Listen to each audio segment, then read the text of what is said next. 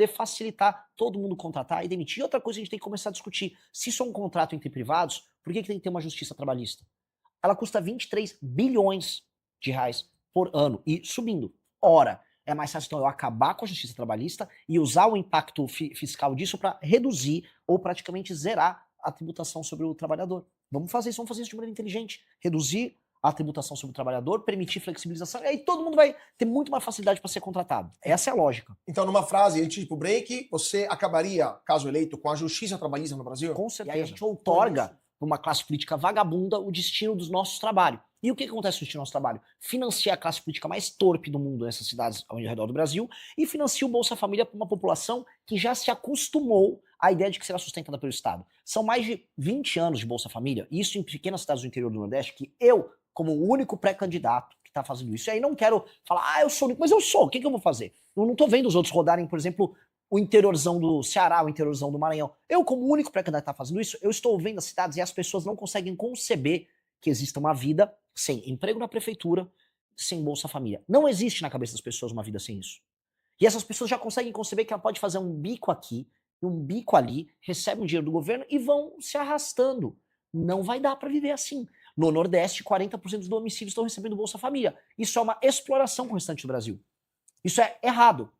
E aí nós temos que acabar com isso. Como acabar com isso? Alteração nas nossas...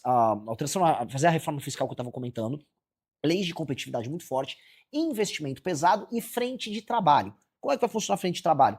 Se o Marmanjo, que o Zema ficou me imitando, mas tudo bem, que imite, aparece lá numa cidade, lá no CRAS, eu quero agora o meu Bolsa Família, vai aparecer um papel na frente dele. Aqui tá um formulário, meu querido, pra você trabalhar na frente de trabalho pra gente recapear a estrada ali. Não quero. Problema seu, então não vai pegar seu Bolsa Família. Papo reto. O Roosevelt fez isso nos anos 20 pros anos 30 nos Estados Unidos, na crise de 29. Ou seja, há 100 anos atrás, praticamente, eles trouxeram isso como solução. A gente não vai conseguir fazer? Na Alemanha também tem isso, para você receber ajuda do Estado, precisa se recusar 3 ofertas de trabalho, perde o benefício. Falando só, terminando esse assunto, que infelizmente o tempo está correndo, o governo Lula está prestes a colocar em votação o fim da escala 6x1 no Congresso Nacional. É uma pauta que foi apresentada pela deputada Erika Hilton, aqui de São Paulo, do PSOL, e que o governo abraçou, está apresentando outras propostas, há várias propostas na mesa, mas eles estão determinados a aprovarem isso até o final do ano. Sua opinião sobre o fim da escala 6x1 e o que o Missão faria, ou melhor, o que os futuros deputados do Missão, que já estão no Congresso hoje, vão votar sobre esse assunto? Em bom português, esse projeto do governo é picaretagem. Picaretagem pura e simples, picaretagem ano eleitoral, é enganação com o trabalhador urbano. Vamos lá, vamos explicar aqui. Essa coisa da escala 6x1 foi uma descoberta de um vereador do Rio de Janeiro. O marketing da escala 6x1, para falar isso, do fim da escala, foi um vereador do PSOL no Rio que percebeu que trabalhadores urbanos que moram em periferia e vêm trabalhar em regiões centrais, como acontece no Rio, em São Paulo, em Belo Horizonte, Brasília, essas pessoas têm uma vida infernal. E tem o deslocamento. Elas gastam no trânsito 1, 2 horas para ir, 1, 2 horas para voltar. E aí elas trabalham trabalham pelo menos 6 dias na semana nisso. E isso, vamos dizer, esgota elas e elas não veem ganho material por conta do trabalho delas. É uma vida triste. E é verdade. Só que outras coisas incidem para a vida dessa pessoa ser ruim. A infraestrutura de trabalho, os impostos que são cobrados em todos os produtos que ela consome, a pobreza generalizada, a falta de segurança. Então, aquela pessoa está esgotada por conta do modelo de Brasil. Aí vai um malandro e fala, não, é por causa da 6x1, é o seu patrão que está te roubando. Aí eles propõem, você vai trabalhar menos e vai ganhar igual. Isso não vai acontecer.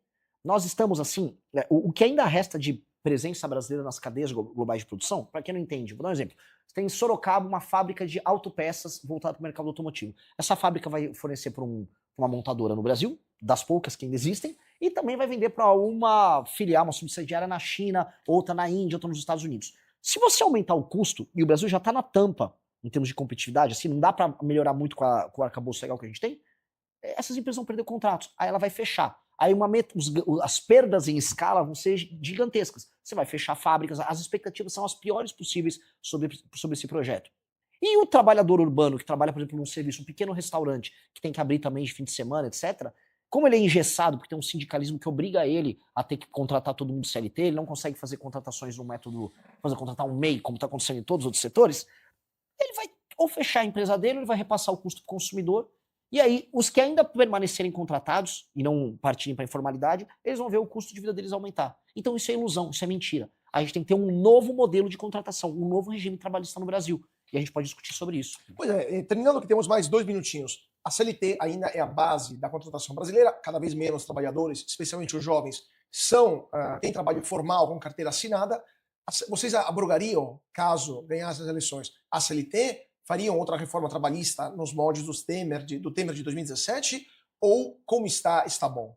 Nós precisamos ter um novo marco de contratação das pessoas extremamente flexível, garantindo, obviamente, certos limites em termos de jornada, mas permitindo a capacidade de negociação entre o trabalhador e o contratante, dando competição entre os próprios sindicatos para que o trabalhador, na hora de fazer uma negociação coletiva, tenha opções de sindicatos que possam ajudar ele nessas negociações coletivas e assim fazer, como nas melhores experiências do mundo todo, sua jornada de trabalho e nós arrancarmos com base nisso a necessidade que muitos têm de virar MEI. Porque o que acontece? O MEI está gerando uma distorção tributária também.